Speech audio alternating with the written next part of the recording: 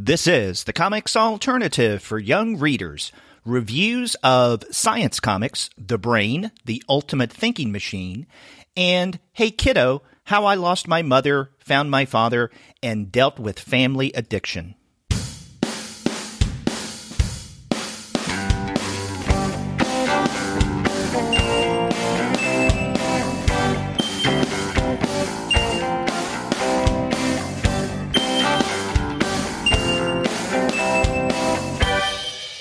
Hello and welcome to another episode of the Comics Alternative. I'm Gwen. And I'm Krystal, and we're two PhDs talking about comics for young readers.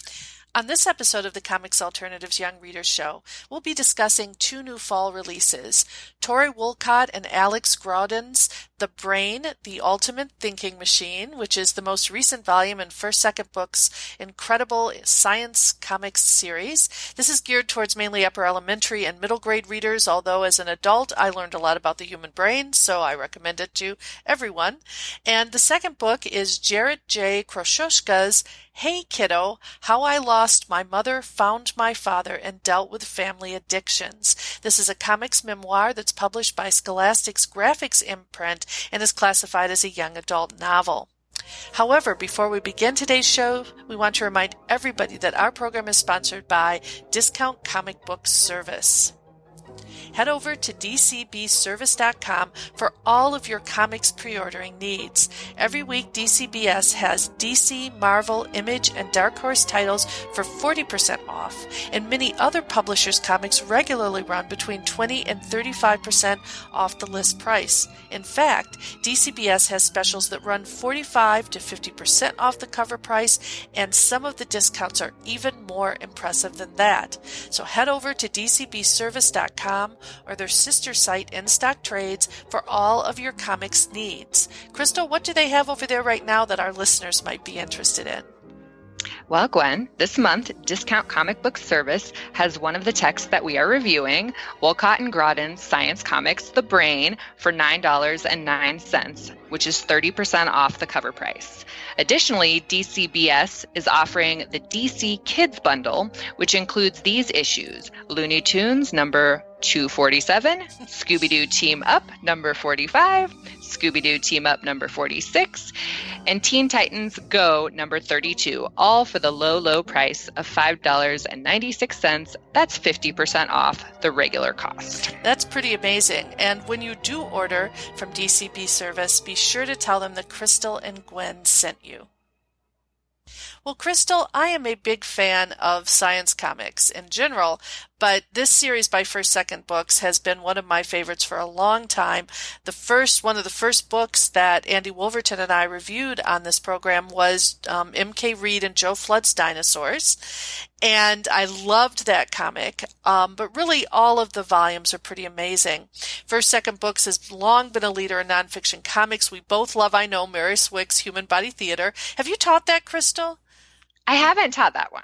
Okay, it's a lot of fun to teach, actually. The students end up coming to class. Both Krystal and I tend to teach people who are traditionally aged between 18 and 25. And, you know, when we ask them to read a kid's comic, sometimes they'll come back and they'll say, yeah, this is really for kids. But when I taught Human Body Theater, students came back and they were saying things like, I had no idea that my body operated in this way. So it really is, it's First Second Books I found are not only illuminating for child readers, but for the adults who chaperone that reading. So, but also another series that I know you have taught is Secret Coders by Jean Luen Yang and Mike Holmes.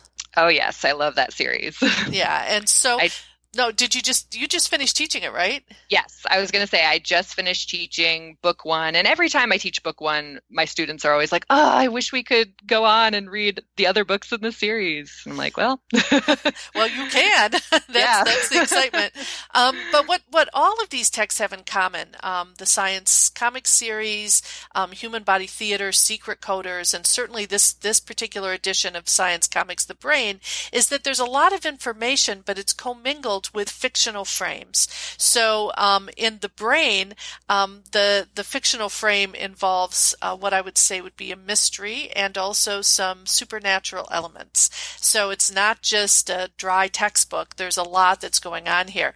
But before young readers even get into the main storyline of The Brain, they first have an introduction written by an amazing person called Allison Caldwell. She's a doctoral candidate in neuroscience at UC San Diego, and she has her own YouTube channel that's called Neurotransmissions, where she serves as a host and does podcasts, and she has a blog on trying to get young people interested in the brain and in studying the brain.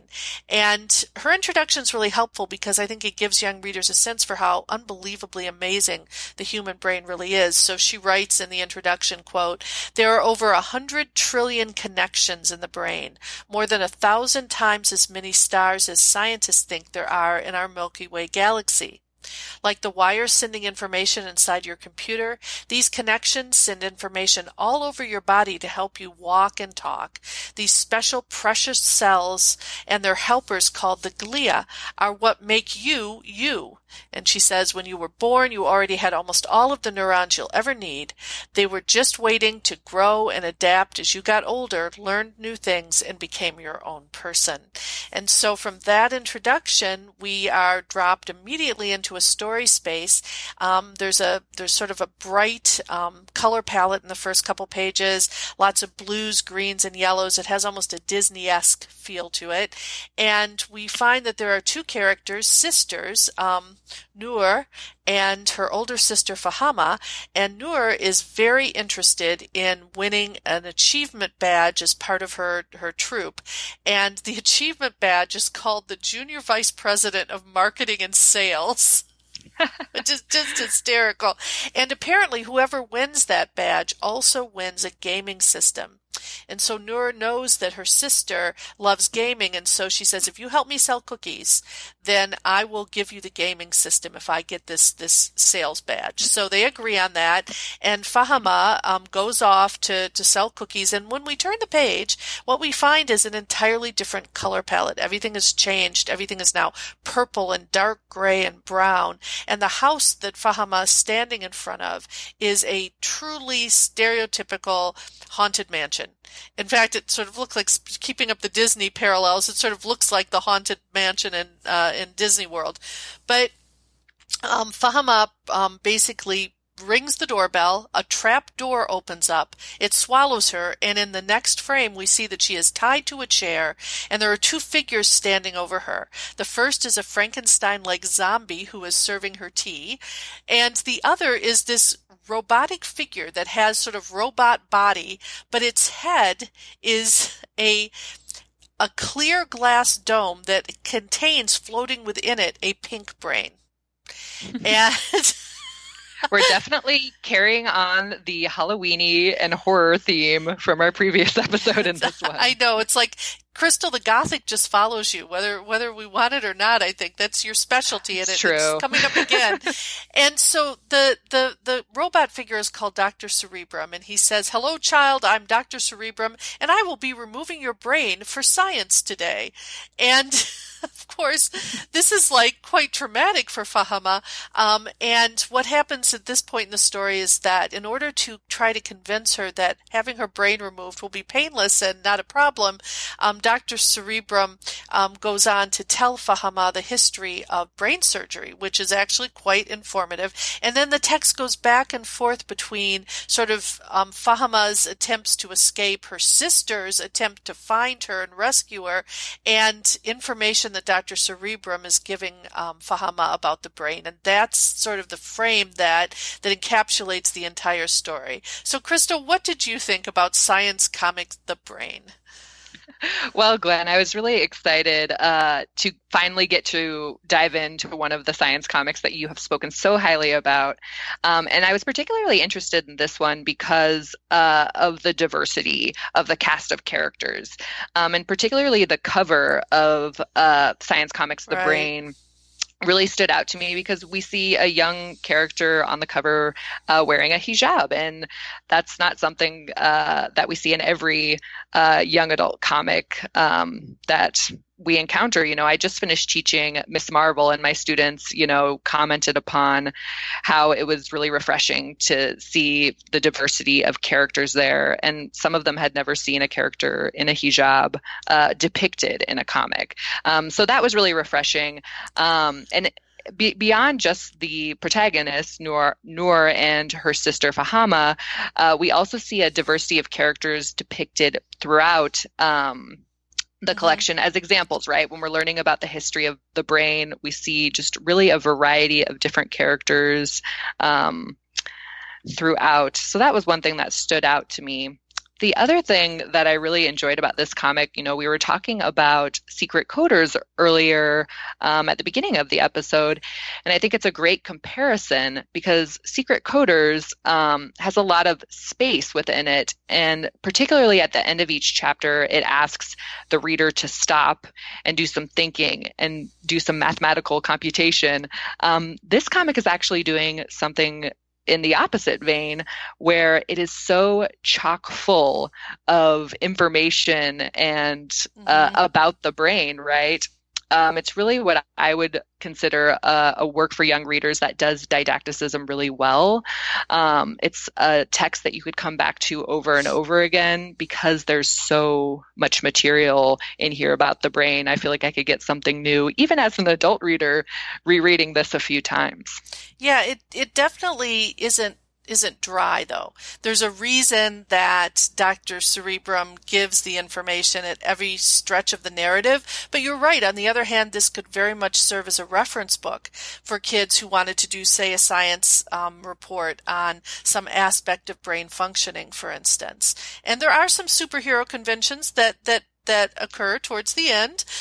We don't want to give anything away too much, but there's a great deal of humor here, but there's also a great deal of information. And I would really say it's delivered at a pretty sophisticated level. Derek and I, for I think a profile on First Second Books, talked about, or maybe it was an interview. We interviewed a comics creator who did the volume on dogs for Science Comics, and I remember that Derek and I were talking about the genetic information in that text was really sophisticated and pretty advanced, and both of us were like, wow, our brains literally hurt. But here, here there's also just a lot of history. In other words, the people who were involved in the science of the brain, they become characters as well. And, thinking about, I'm just looking over on page 89, for instance, where Dr. Cerebrum is giving a lecture on the way that a couple of science comics, not science comics, but the way the bunch of scientists debated something that was going on inside the brain. So, there's history here, there's cute graphics, there's scientific principles, and then there's the ongoing story of, Fahama and her sister and the attempt to sort of get out of this scary mansion. So, there's a lot going on in this text that's funny. It's one of those books that I think, especially if a parent or educator wanted to be the chaperone for a child reading this, you could read a section of it, put it down, pick it up the next night, and it would be one of those nice, there's a definite episodic flow to the text, as well. Yes. So it's one that you could leave and come back to, and you really won't have dropped the narrative thread that much. Yeah, I love that idea that it's like to be read serially. Would be useful here. While we're talking about pages that really were of interest to us, I was particularly interested in page 56, and this is where Dr. Cerebrum is kind of debunking common myths about the brain, right? So Fahama says, I thought one side of the brain was creative and the other side was all about math, right? And then we kind of learn a little bit about the lobes of the brain and the interplay between the hemispheres in an interesting way. I feel like a spread like this could serve really nicely in the elementary or middle school classroom environment as an introduction. I have this theory that if we use science comics and Nathan Hale's Treacherous Tales and Maris Wicks, or human body theater in classrooms, kids would really enjoy learning. And my hope, one of the things that I want to do on my sabbatical actually is to start working on getting comics text sets into classrooms. And I want to work with publishers and school districts. I'm interested in exploring this because it's something that I could see doing in retirement as well, because I really strongly believe that kids need to be connected to these books. And this would be a volume that I would strongly recommend because it's dealing with something that is really central to human functioning, and there are a lot of myths about it, as you say, and this text really not only debunks them, but makes science so interesting that had I read this as a kid, I would seriously consider neuroscience. So if you have little budding scientists out there, or if you want to encourage a child to be interested in science, I would definitely recommend this volume. Yeah, absolutely. My students who just finished up with Secret Coders are in elementary classrooms this week and next, actually doing lessons based on Secret Coders. And I could absolutely see myself incorporating any of the science comics, and particularly this one on the brain, into that class for students to use in the actual classroom setting. And that's got to be fun for you too, because then you get all the feedback right from the students and their experiences, and you can see how it's happening in real time. So, well, that is awesome, Krystal. As always, making the world a better place. So, all right, well, this is a strong 2 thumbs up from both of us on science comics. Just wanted to say a few things about the author, which I forgot to do before. I usually like to give people a little bit of information, but our author, Tory Woollcott, lives in Canada and is a comics writer. She wrote a graphic memoir called Mirror Mind about growing up with dyslexia, and I've actually had a chance to read that comic and really loved it, so I was pleased to see her name here as the author. And the comics creator who's associated with this project, Alex Graudin, she's a recent graduate of the School of Visual Arts in New York City, and this is her first comic. Now, if you actually go to her page online, you can see that she's done a lot of small comics that she has links to, and she's involved in some exciting secret projects right now. But this is her first major publication. And so it's really nice too that, science comics is giving room for a lot of young comics creators to come in and really have a chance to show their skills and talent in what's a great informational series. So yay. Yay. Yay.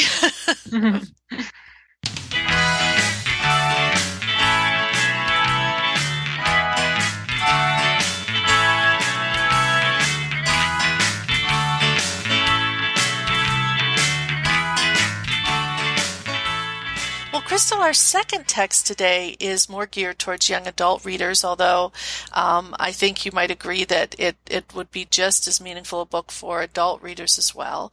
Absolutely. Yeah, it's Jarrett J. Krosoczka's Hey Kiddo, which is already earning a lot of critical acclaim and award buzz. It's a finalist for the National Book Award, which is a big honor. Krosoczka is one of my favorite comics creator. He has the Lunch Lady graphic novel series that is absolutely hysterical, and if you've heard him interviewed about it, the reason why he decided to focus a superhero comic on lunch ladies is he was always so impressed in his grade school with the lunch ladies there, and when he went back to give a talk about his books to kids in his old elementary school, he met the lunch lady who remembered his older brother and or his uncle or someone who had been there before, and thought actually that Jarrett was that person, and Jarrett was like, wow, this woman has been here a long time and she knows a lot, and here's someone who can really who could really do some amazing things. And so he ended up creating this wonderful series. He's also written, I think, 10 children's books, and is just a really great author educator because he spends a lot of his time in classrooms with young readers, and so he's a great guy. If you'd ever like to listen to him talking about his career, he has a couple of TED Talks. One of them is biographical and is really the talk upon which he drew when he wrote this comic, and the other is about the Lunch Lady series itself. So strongly recommend that our listeners take a look at the TED Talks. We'll go ahead and link those into the show notes. Well, at any rate, this text, Hey Kiddo, is basically subject matter that deals with his family's problems with addiction. His mother was addicted to heroin. His grandparents smoked 2 packs of cigarettes a day and were heavy drinkers. In his childhood, he ultimately was raised by his grandparents, who loved him very much, gave him a loving home, but really he was surrounded by people who were dealing with addiction. And this graphic novel memoir is not necessarily new territory for Scholastic's Graphix imprint, because they did do the wonderful Sunny Side Up and Swing It Sunny texts by Jennifer Holm and Matthew Holm, which are semi-autobiographical comics about growing up in a household with an older sibling who has an addiction problem. But this text is a little darker, and I think it's definitely meant for young adults and older.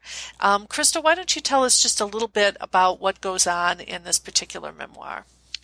Sure, Gwen. So Jarrett J. Krosoczka's Hey Kiddo, as you said, is a graphic memoir, but I would also describe it as an artist coming-of-age narrative that follows Jarrett from childhood through his high school graduation and explores his relationship with what he terms his, quote, unconventional family. Mm-hmm. So as you said previously, Jarrett is raised by his grandparents, Joe and Shirley, from the time he is about 3 years old, because his mother, Leslie, is addicted to heroin, which we don't find out until about halfway through the narrative. Right. And she's in and out of jail and group homes. Additionally, Jarrett is estranged from his father. He doesn't even learn his father's first name until he's in 6th grade. And as you said, the graphic narrative is full of kind of darkness, but I would also say dark humor, as it delves into Jarrett's difficulties growing up with his mother, without his mother and father, but also growing up with his grandparents who, although they're not addicted to heroin like his mother is, they still do drink heavily and they smoke. Mm-hmm. So early on in the comic, Jarrett is depicted as experiencing these reoccurring nightmares that seem to relate to this turmoil within his family. And then we also see him experiencing this disappointment really often when his mother fails to show up for him throughout his childhood. One thing that I always like to focus on, comic scholars often like to focus on, is the art style. And I think the art style in this comic is particularly striking. So Krosoczka uses this grayscale kind of watercolor scheme, right, with bits of this burnt orange color throughout.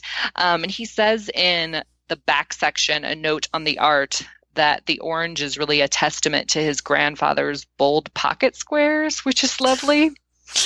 And so he further explains in that section, he has these, there are always these about the author sections in the back of texts, but particularly in memoirs, there are often these longer author's notes. And in comics, we often see these notes on the artistry elements. So really, there's about like six to 10 pages in the back here describing the art style. He notes that he tried to use fewer digital tools and more old-fashioned tangible tools to create the comic. He says that he did the sketching on pencil and paper and then used a Bristol board with a brush pen to apply the inked final line work. He also talks about the layering of washes that he used to replicate that kind of watercolor effect.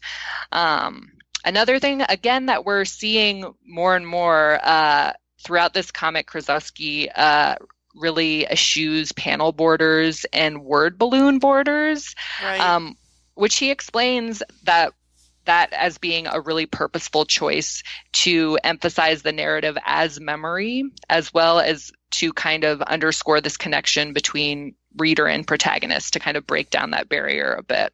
This reminds me a little bit of Fun Home in that sense, in that the narrator's voice is definitely foregrounded in a lot of these spreads, where, there'll be this sort of gray-brown wash, and then, 8 to 10 lines of text, and then oftentimes, no speech bubbles at all, for page after page. And I'm not saying that in a negative way. It reminds me a lot of Bechdel's Fun Home, where she will do that as well, sort of looking back on some past situation, and really the majority of the text is from the narrator's perspective. Yeah, I love that comparison. I think the color palette certainly, like the emphasis on color certainly reminded me of Bechdel. But, I also had in mind Özge Samanchi's Dare to Disappoint when I was reading this, just because I've been doing some work with that text as well. And that the panel border, the blurred lines there and the blurred lines with the bubbles is something that we see in her text as well. Yeah, this is a really powerful text. And I have to say, Krystal, I grew up in the era that's depicted in the first part of this text. I was a teenager in the 70s myself, like Jarrett's mother. And the way that her pregnancy is handled, the way that the family responds to it, and just in general, the chapter that focuses on his early the first 3 years of his life, when his mother still had it together enough to try to care for him. The whole way that people are dressed, and the furnishings, everything about people's attitudes rings really true to me, to that time period. And so for young people who are sort of fascinated with the 60s and 70s, and there are a lot of kids who are fascinated with that time period because it's viewed in a highly romanticized way very often, the summer of love, things like that. But actually, this text underscores some of the prejudices that people hold. It underscores the way that young women's decisions were often very limited, and it also taps into the drug culture of the 60s and 70s and the negative impact that had on some people's lives. I mean, some people managed to make it through that era and they were fine, but others did not. And, it's sort of a powerful text in terms of evoking the past. And I think it does it really successfully, as well as bringing the text into the present day. In my family, my Aunt Laura was 16 years younger than my mom. There's really almost two families in my mom's family, with my mom and my Aunt Kay being born in the 1930s, and then my Uncle Doug and my Aunt Laura being born in the 40s and mid-50s. And so there's this huge spread between siblings. And so my Aunt Laura, I'm not going to say she was being raised by her grandparents, but my grandma and grandpa were in their 40s when she was born. And so by the time she hit the summer of love and was sort of a rebellious teenager, she was growing up in a household with parents who were nearing retirement age. And that generation gap, which was already present, was even more so. And I sort of had that feeling here because, you can definitely see that tension that is in the household between the sort of the elderly grandparents and their daughters, some of whom have had a lot of struggles. So it felt very real to me. Yeah, one of the other things that, as you were talking, that stood out to me, I was flipping through, and there's this spread on page 40 and 41 where we kind of see, it's very early on, I think it's in the first or second chapter, and we see that whole family, right? The grandparents, all of the siblings, and then young Jarrett brought home in an oversized stocking on Christmas Day. So so this is kind of like a family portrait. And the thing that's really sticking out is this pineapple wallpaper that's in the background, which I love and is reproduced at the very end and beginning of each chapter. So there are eight different chapters throughout the comic. And each of them is bookended with this sort of scrapbook-like page that includes the background of the pineapple wallpaper that we see throughout. Right. And we find out later at the end that this, these end pages are really from an actual sheet of that pineapple wallpaper that Jarrett finds when he's cleaning out the house, right? Yep. And each of these little end pages includes lots of different artifacts, right? So photographs, drawings, memorabilia, handwritten letters, newspaper clippings, and, so on and so on. So again, really underscoring this idea of the 70s history that's evoked with this interesting wallpaper motif. And that's, by the way, that's very Bechdelian. Yes. But also you're right. There's, in fact, throughout the text, there are all sorts of artifacts that are reproduced, including letters from Jarrett's mother. Lots of the influences, the early artistic influences on Jarrett, including Ziggy and Snoopy and a lot of his favorite, other favorite comics and the things that he's drawing. You see some of his art inscribed here. Our friend Catherine Kyle would love this book because her whole dissertation was on not only the Künstlerroman or the coming of age comic that focuses on the coming of age of an artist, but on the way that artist's work is depicted in the text. And so you see that progression of Jarrett's art from the beginning when he's first just drawing, crayon drawings all the way up through until he's a younger person. And I think that this book will be one of those that any sort of comics reader who loves art and who maybe is an aspiring artist is going to find a lot to love in this book, not just about the social issues or other things that happen here, but also about the development of someone's artistic sensibility, coming out of a somewhat disadvantaged background insofar as, certainly his grandparents are not super wealthy, but they do make sacrifices for him to make sure that he's able to pursue his love of art. And that's definitely portrayed here. And so I think you're right. I mean, I don't want to put forward this text as an entirely dark, it's not meant to be, I think, an entirely dark or sad, evocation of the past. I think it's really more about how this particular person sort of found himself as an artist where he was, and how where he was really helped to form what that art became. Yeah, and I think early on in the comic, with these reoccurring nightmares that Jarrett keeps having, we kind of see the trauma that he's experienced really forefronted there. But I feel like once we get into chapter 4, chapter 5, where he finds artistry and he finds drawing comics as an outlet, we really see a shift in his character. And I particularly love the end page of chapter 4. That's where we kind of see the first comic cover created by Jarrett J. Krosoczka, right? And then we also see the little advertisement for that first course that he ever took in comics art. That we get a lot of details from in chapter 5 that he takes as a teenager. And then we see lots of little folded notebook paper notes in the corner there. So that's fun. Yeah, it's really a comic that I think is going to be somewhat revolutionary for YA comics.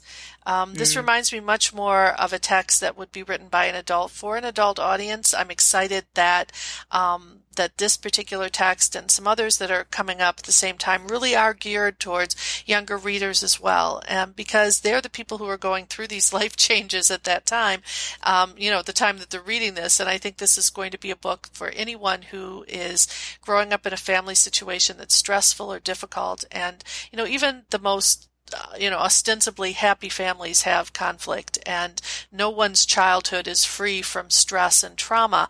But this book really talks a lot about finding coping devices and finding ways to turn something that may seem difficult or challenging into something that can be life-affirming. And for that reason, I think this book is going to have a really positive impact on the field. I think it's opening up what publishers think is appropriate for a younger audience in a big way. Yeah, and I can't remember if it's in the TED Talk or in his author's note section, but Krosoczka does say that he wrote this book because he wanted young readers to maybe see themselves if they weren't raised by the traditional kind of mother, father, family, right? He wanted to be able to to have young readers be able to see themselves in his text, right? If they had an unconventional family. Right. Or increasingly a conventional family.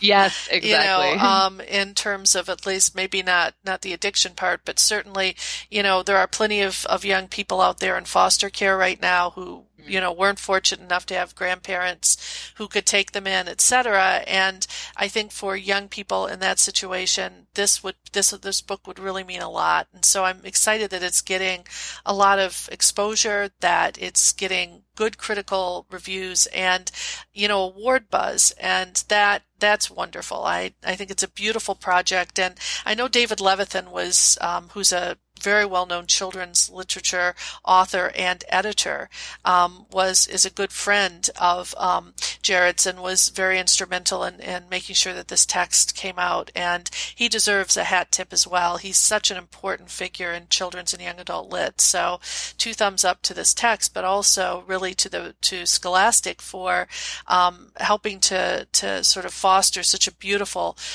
text, because it's really well put together as well. As you noted, there's a long, extensive author notes and beautiful. It's really, the production values are gorgeous. And, so just as a work of art, it's a beautiful object to have. It certainly is one of those texts where if you often read your comics digitally, I'd suggest that you get the actual paper copy. I think you'll want to hold it in your hands. Yes, and in addition to, the color palette in this text is just really, really beautiful.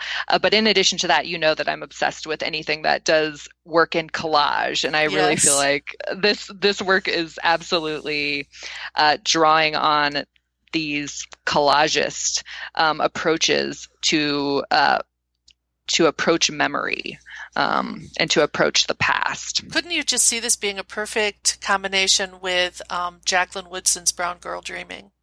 Oh, yes. Yeah, I'm already thinking, every time we do these reviews, I'm like, when am I going to teach this? What class am I going to teach this comic in? Yeah, because I could really see this being paired well with that. And I think that he's doing a lot of things that Woodson was doing, with collage in terms of bringing back artifacts from her own childhood as an aspiring writer. And so there's a lot of commonality there. So, yeah, I know we could just have a podcast on things we want to teach, but this, for those of you who are listening who do teach young adult lit or who teach young adults, strongly recommend this book. It's very beautifully done. Yeah, absolutely. Lots of, difficult topics approached in a really nuanced way. Mm-hmm.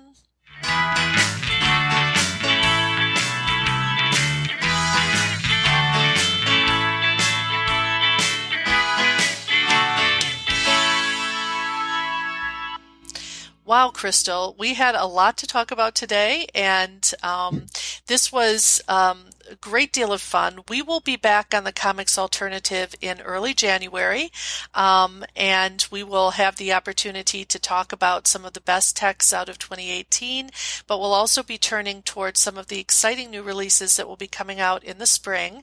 So we want our listeners to sort of gear up and be ready for that. So we hope that everyone has a pleasant December and a good winter break. For those of you who are in academia like we are, or who are in school, I think we're all kind of looking forward to a little downtime. But before we go today, we want to remind everyone to visit our sponsors, Discount Comic Book Service and their sister company, In Stock Trades, where you're going to find lots of amazing comics priced anywhere from 20 to 50% off of the list price. And after you do get your comics there, get in touch with us and let us know what you think of these books. You can contact us by going to our website at comicsalternative.com. And on the right-hand side of your browser, you should see a tab that reads Send Voicemail. If you click on that, from the comfort of your own desktop or mobile device, you can send us a message through the wonders of SpeakPipe. Or if you want to contact us the old school way, you can call us on the telephone at 415-3COMICS. That's 415-326-6427. Or you can contact us by email at twoguys@comicsalternative.com, or you can get in touch with us individually. I'm Gwen at comicsalternative.com. Krystal, how can folks reach you? Listeners can reach me at Krystal at comicsalternative.com. You can also find us on Twitter, where we announce new content to our podcast and updates to our blog. We are at 2 Guys with PhDs. We're also on Facebook, Tumblr, Instagram, Google+, Goodreads, and Pinterest, all of the internets. We even have a YouTube channel, so you can access us that way. You can subscribe to this podcast through iTunes. You can stream us on Stitcher. You can find us on TuneIn and on Spotify. And so probably many ways. so many other ways beyond that, too. And you can discover every single one of our episodes, as well as our reviews and comics-related commentary, on our blog at comicsalternative.com. Well, until next time, I'm Gwen. And I'm Krystal. And we wish you a great season of reading ahead.